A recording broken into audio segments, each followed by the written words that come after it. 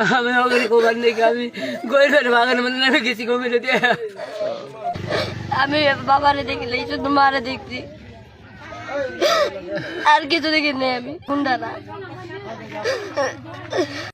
জামালপুরে সরিষাবাড়িতে জমি সংক্রান্ত বিরোধের জের ধরে বিপুল মিয়াকে হত্যা করা হয়েছে। এ সময় নিহত বিপুল মিয়ার মা আসমা বেগম ও স্ত্রী মুক্তা বেগম এগিয়ে আসলে তাদেরকেও এলোপাতাড়ি কুপিয়ে গুরুতর আহত করা হয়। ঘটনাটি ঘটেছে উপজেলার পগলদিঘা ইউনিয়নের তারাকান্দি উত্তরপাড়া এলাকায়।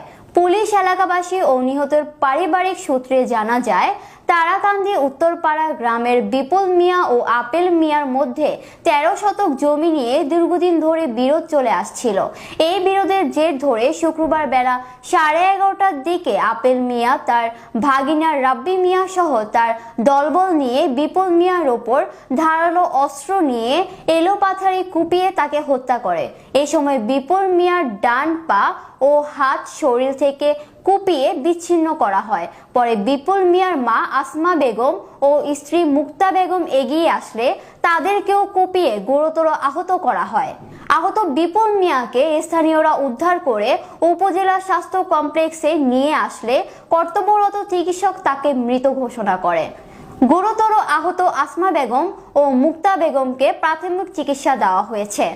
অবস্থার অবনতি হলে উন্নত চিকিৎসার জন্য তাদেরকে ময়মনসিংহ মেডিকেল কলেজ হাসপাতালে স্থানান্তর করা হয়। এদিকে এই ঘটনায় আপেল মিয়ার মাকে পুলিশ আটক করেছেন। কালুর আপনার যে কালুর পোলা, তারপরে কালুর ছেলের বউ, এর হাত পা বিচ্ছিন্ন হয়ে পড়ে রয়েছে, কান্দিতেছে, কেউ আর আগায় না। যে সকালবেলা আপেল বাইতে বাইরে